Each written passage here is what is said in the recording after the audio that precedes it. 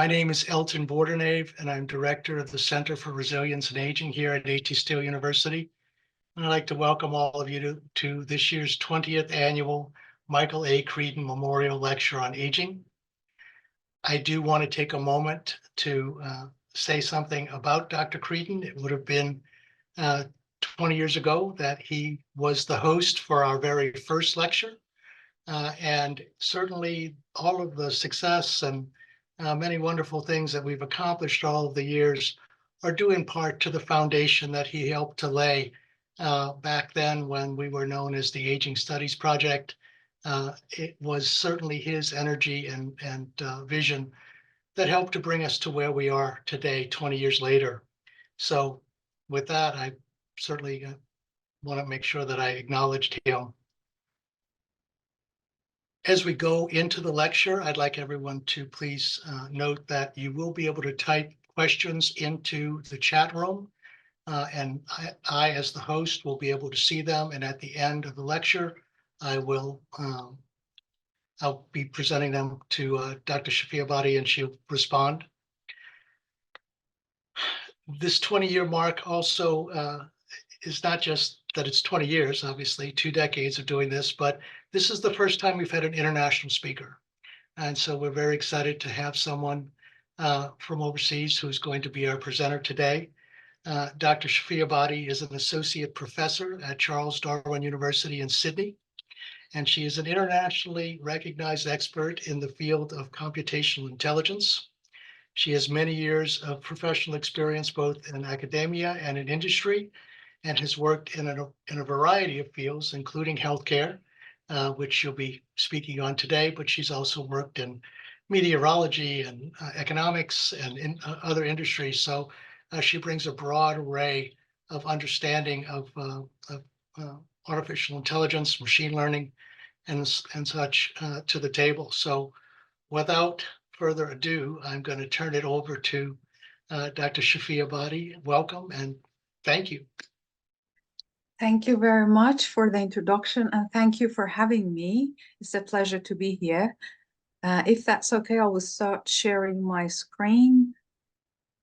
Okay, so today we're going to talk about AI, and these are the outline of, this is the outline of the presentation that I have prepared. At first, we're going to have a look at what AI is, and some applications of AI specifically in healthcare, and to answer some questions like how to prepare ourselves and our students for what's coming, and some considerations about AI that I will go through it in the lecture. And at the end, we will have a look at how to assess an AI tool that is available. And then we will have the question and answer.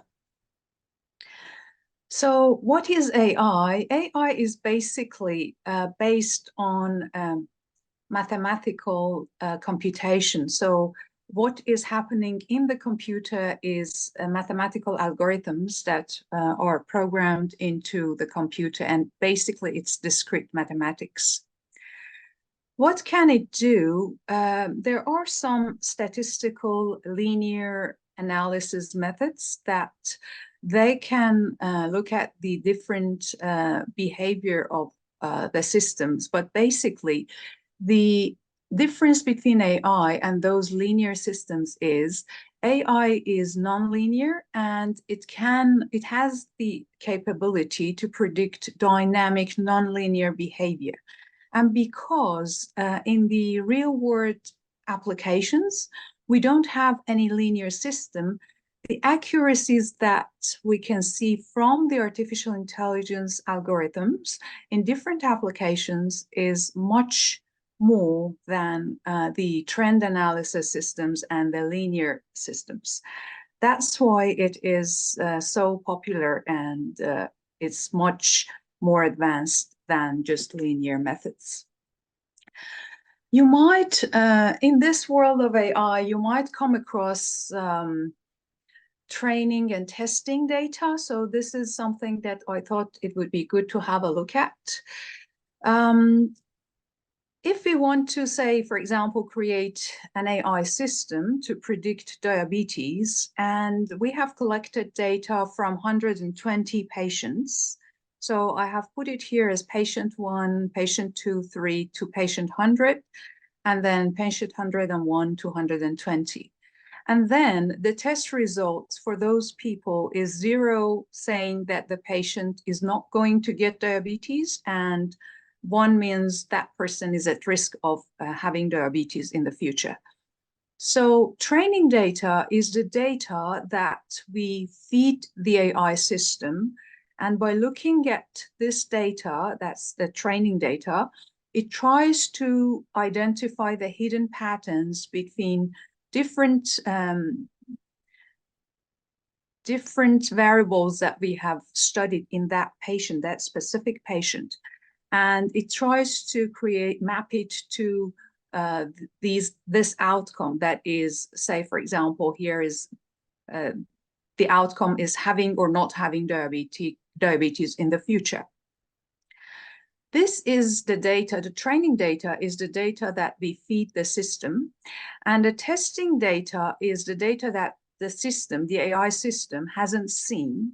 So we keep it to ourselves. And after the training phase is completed, we show the test data to the system and we assess its performance to unseen data according to the outcomes that we already know. So for example, when the system sees patient 101, we anticipate that the outcome for this would be 1. If it says that this patient is not going to get diabetes in the future, that is a mistake. So this would be counted as 1 mistake if it's not 1. So basically, the testing data is the one that it sees for the first time, the system sees for the first time. And in some AI systems, when we are creating those systems, we train the systems offline. For example, I get the data from the patients, from the doctors, or from different resources. I train the system offline. I create a trained system and then start using it for the test data and for predictions. However, there are some that, as an example, like the prosthetic arm, that it doesn't start training itself before it's worn by the user. So this prosthetic arm, when it's installed, it starts learning from the movements of that person. So this kind of system, because it starts learning, it hasn't been trained before, it has to collect data during a period of time. And that's why it takes a while for them to learn and to be properly trained. So these are some considerations about the training and testing data. And now we're going to have a look at some AI applications that are mostly related to healthcare, but I wanted to start with something that might be related to Arizona, predicting bushfire. So this is, for example, one application that we have used AI to predict bushfire.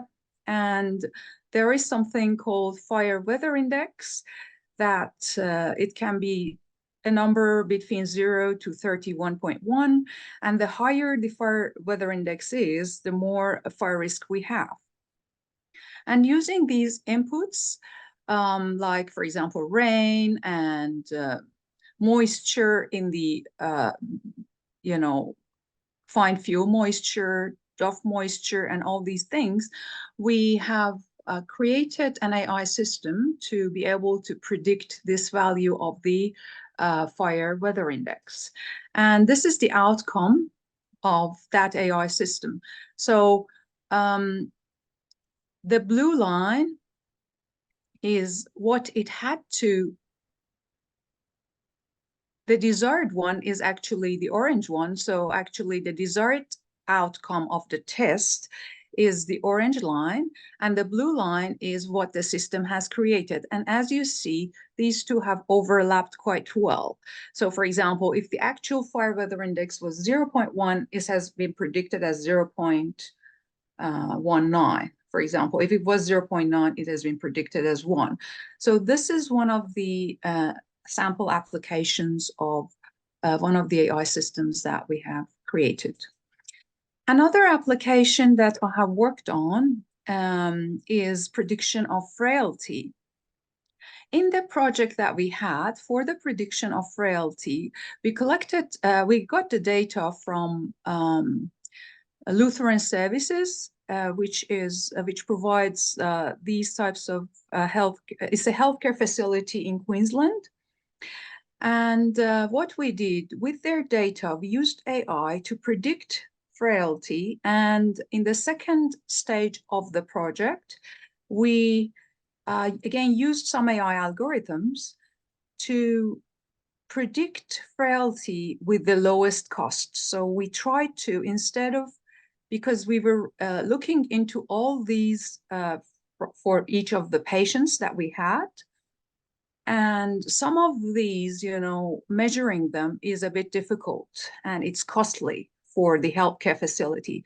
So through AI, we decided what are the cheapest ones to measure that predict the best outcome for the people to understand if they're going to be frail or not.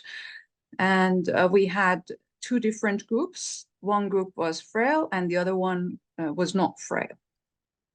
And that was measured through the frailty index. Another application that I'm working on with my team is on early prediction of dementia. That we're working on creating an app to identify the likelihood of getting dementia in early stages. And you know better than me that it's very important. If it's identified in early stages, it's much better handled in the future. So that's why this would be very helpful. This is another ongoing project that the papers related to this are under review. We have used AI to find out what are the influencing factors for commercial surrogacy. So in one study, we have studied media dynamics and influence of media in shaping commercial surrogacy. What we did in this study is we have looked at 150 resources in the news related to surrogacy, and then we have identified what is affecting the opinion of people and what the dynamics that are influencing surrogacy in different aspects. Another ongoing project is related to the students. We're working with a team on how effective MCQ multiple choice questions are in compare with other types of assessments. And this is also under review. This work is under review. So we found that written exams and task-based assessments are more efficient than multiple choice questions in assessing the students' performance. The other work that we're again currently working on is predicting causes of deaths in ICU. So through measuring different variables from the patients that the data set that we used was available, we have found out what are the basic important factors that they have to look at that could possibly cause the deaths among those ICU patients. There is another project that we're working on with an emergency service. And in the emergency service, the provider that we work with, they are located, they just service the remote areas. And they have planes and also helicopters. And the patients that refer to them the calls that they receive, they have to identify the patients who are in critical condition. The ones that are in critical condition are the worst ones, are the ones that would potentially die in 30 minutes. And after that, there are some patients that also are critical, in critical conditions, and they could pass away in 1.5 or to 2 hours. So they have maximum 2 hours to live. And those are the calls that have to be prioritized. And through AI, we're working on creating a system that can identify these calls and find out which ones are among those calls that have the priority and are urgent, and they have to be transferred quickly. In transferring that patients in those critical condition, the people who are in critical conditions, in the second phase of the project, we're going to find what are the best paths for their planes and helicopters, considering different constraints that we have, because it's not only one patient, there are many patients that they have to be transported, and we have limited numbers of planes and helicopters, and then these happen continuously in different times during the day. So what is the best way to optimize the transport of the patients that are in critical condition in order to increase their survival chances? So this is another phase of that project that we're working on. There is another project that the paper from this also is under review. And we are predicting postgraduate student engagement and integration in Australia. The integration phase, we are just collecting data now on that, but for the student engagement, it's under review. And we've used AI to predict the postgraduate student engagement and what are affecting the engagement. In that way, when we find the factors that are affecting the engagement and are important in engaging our students, we can try to work on them in order to improve the engagement of the students, the international students, because in our university, we have many international students. And the question that has come up is how to prepare ourselves and our students for what is coming. I believe that AI is becoming like computers the way they were 25 years ago. So if you remember, in the year around 2000, not many people were comfortable using computers. Now, I believe we are in that, a similar era like that time, that people need to become AI literate and learn the basics about these algorithms and how they work. And, it's not that much difficult to just learn the basics of different methods.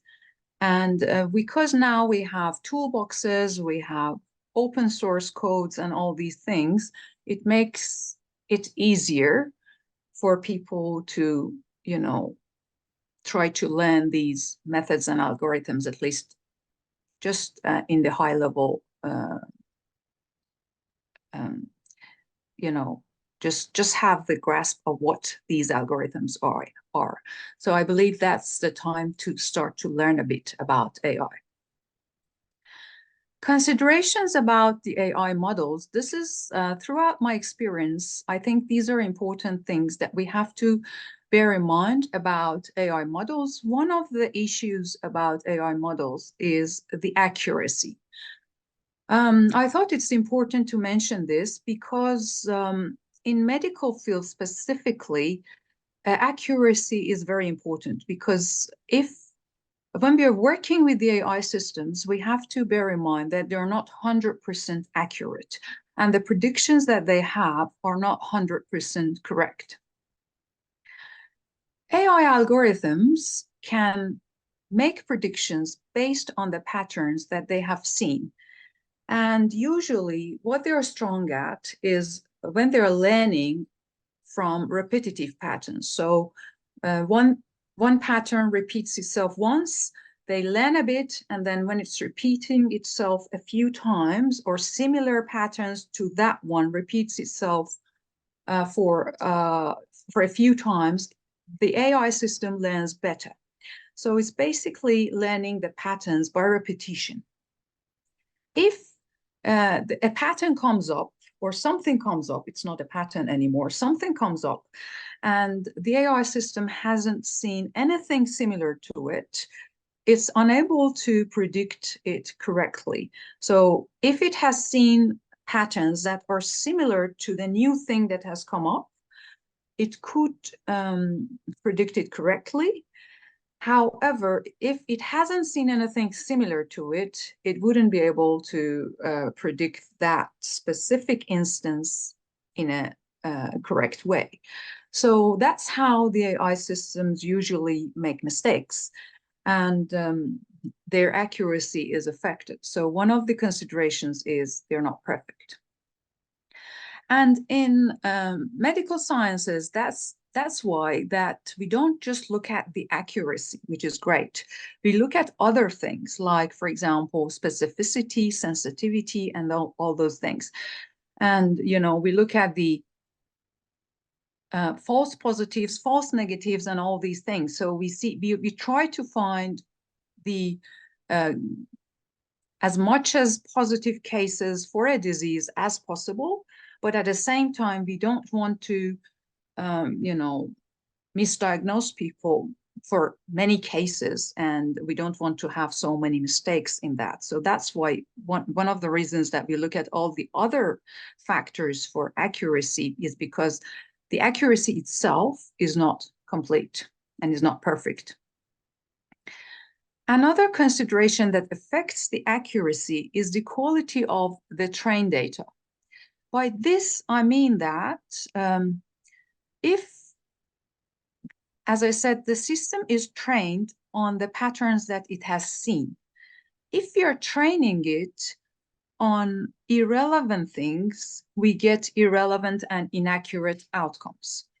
As an example, if we want to look at socioeconomic situation of students and we just collect data from very expensive private school kids, that really is not a good sample, because mostly the people who go to private school, their parents can afford it. So it's basically the rich people that, you know, they go to those schools.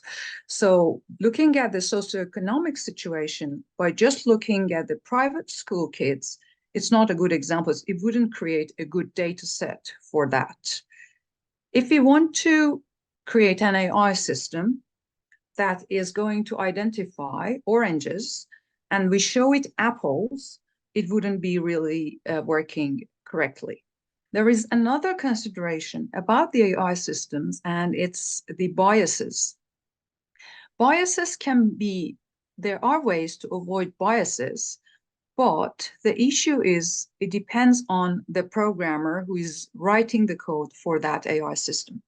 If they don't know what to do with the bias, the AI system would be trained based on the bias data. By the bias data, I mean the data that it sees most of, the pattern that it sees most of, it would be tending towards identifying that kind of outcome for it.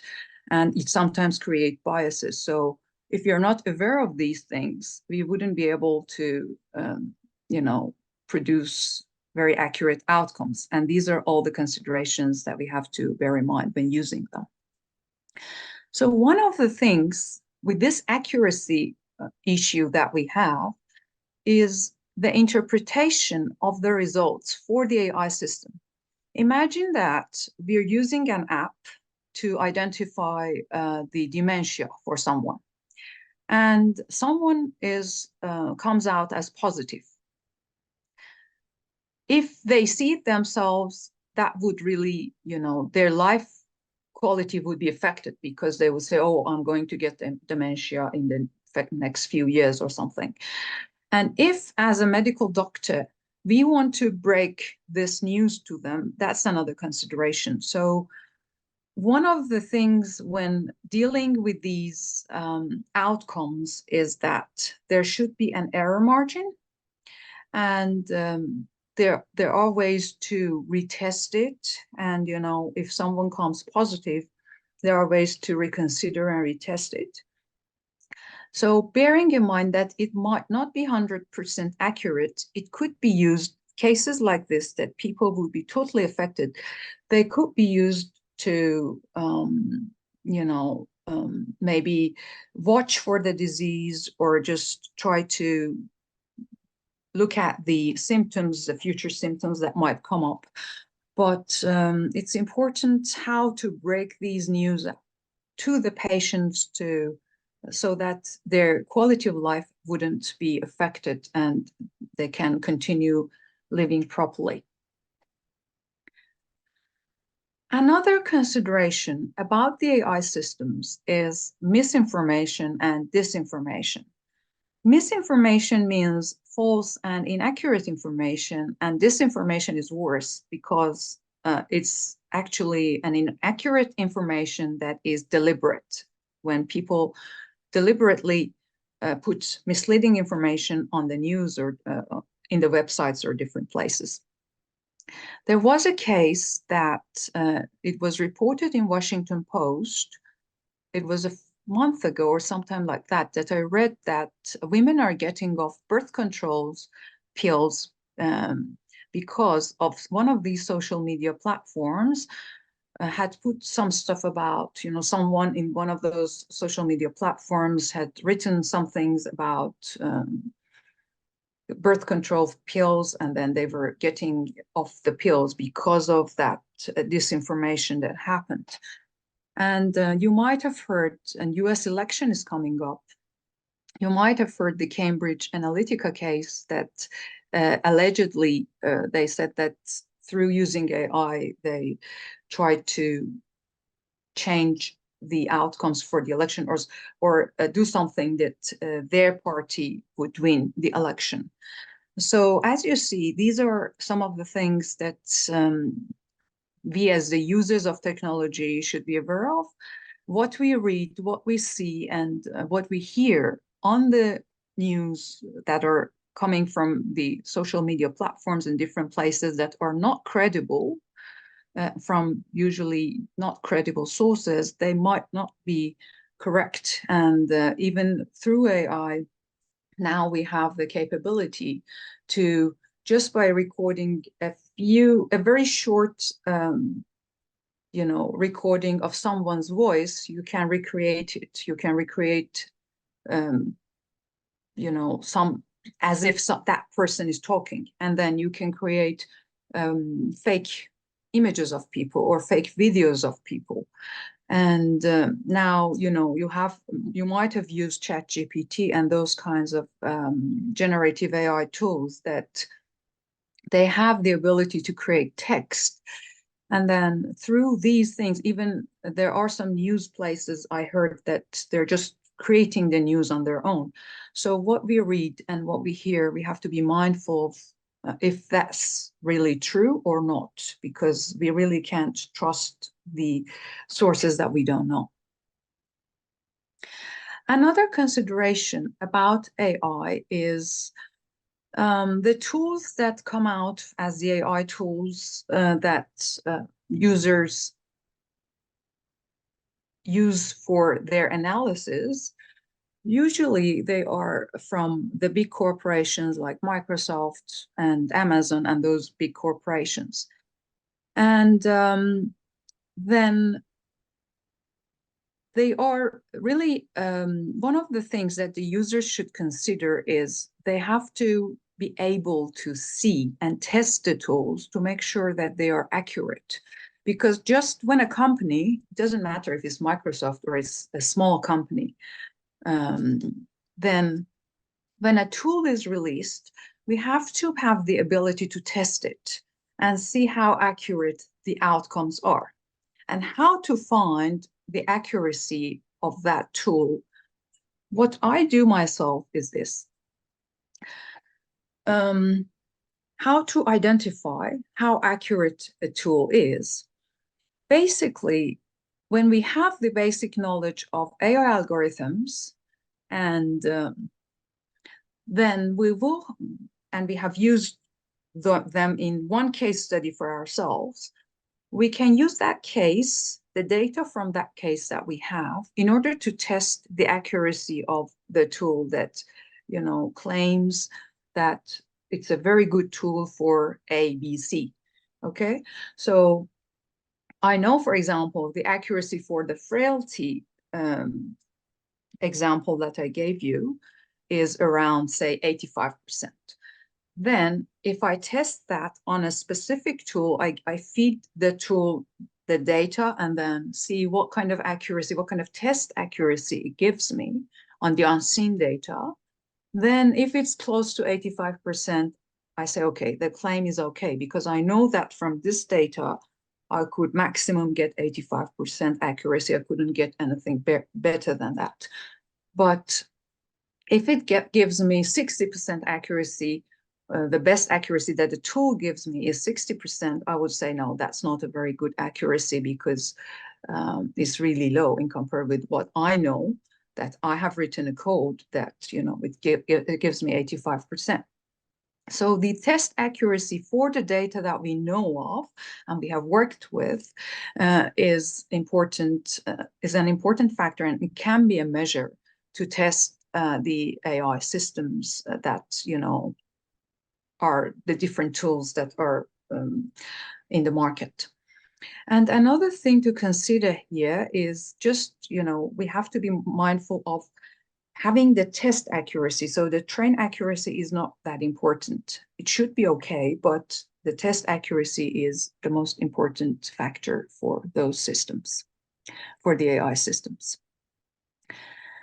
And so this is what we talked about. What is AI?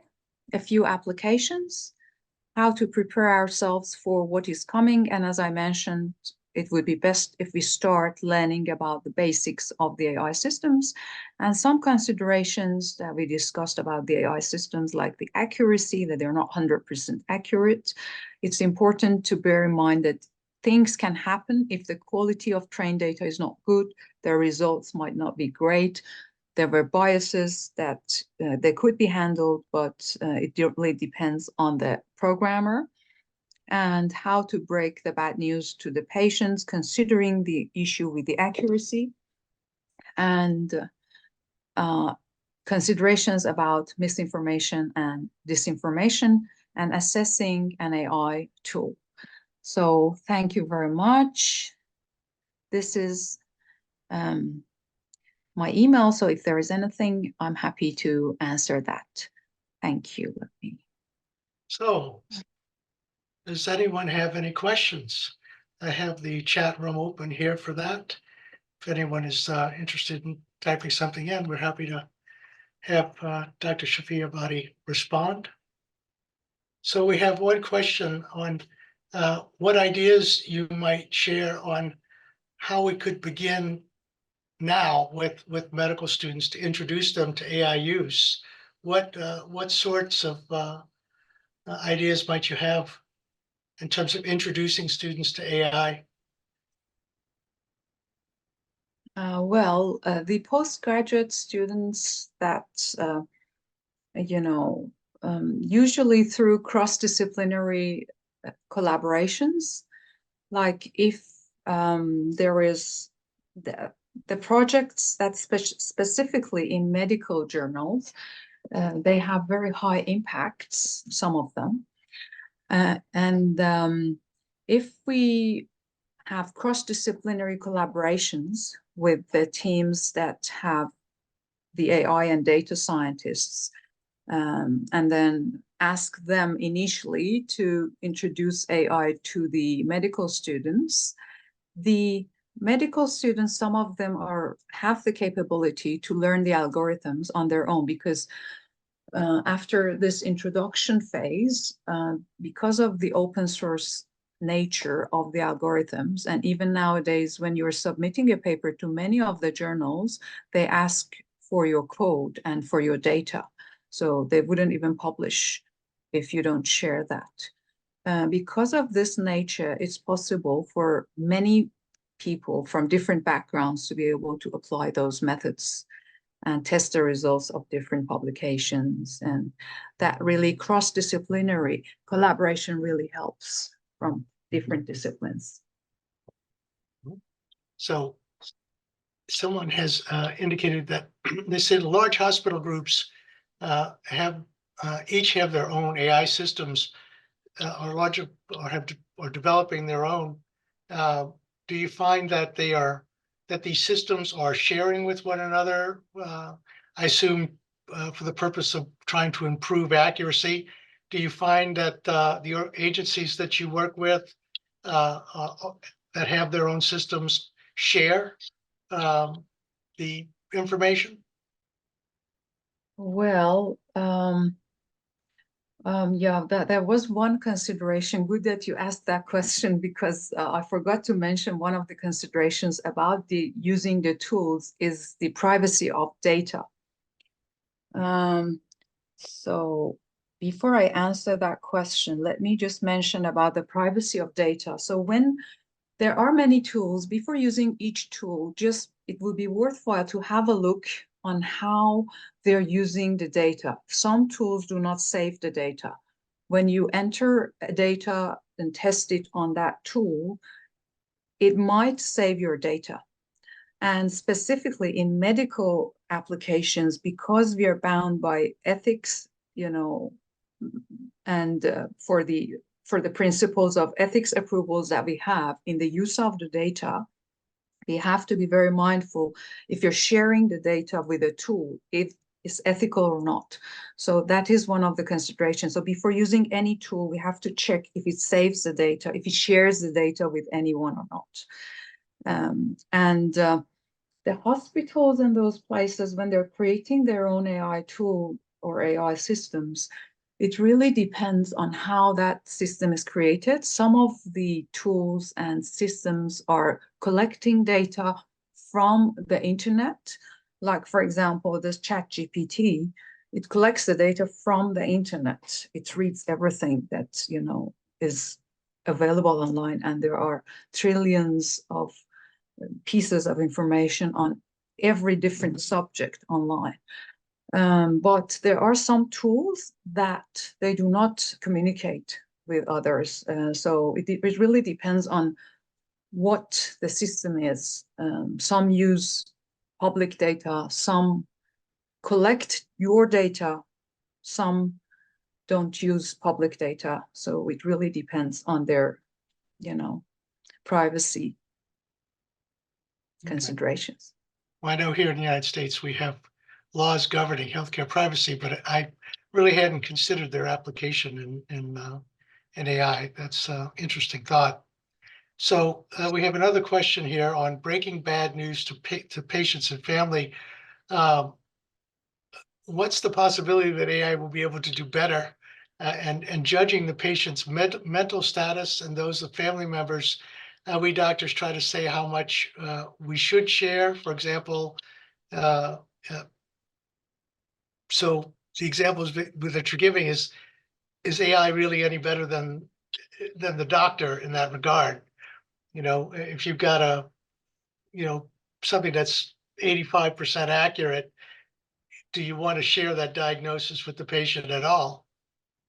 Yes, that's a good question. So that's why, I just put this in because I think as doctors, it's important to know that if an AI tool claims to be perfect, it's not really perfect. It really depends on, even if it's perfect, if the data is not perfect, it wouldn't be perfect.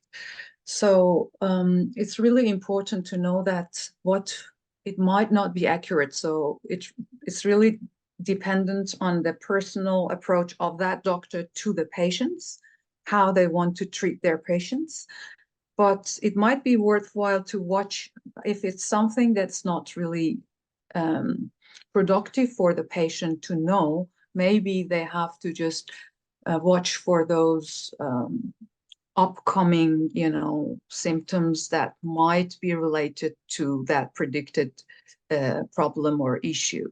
And it's really something that different doctors approach differently. Someone has asked, how do you remove clinical bias from AI tools? What are the processes for removing bias?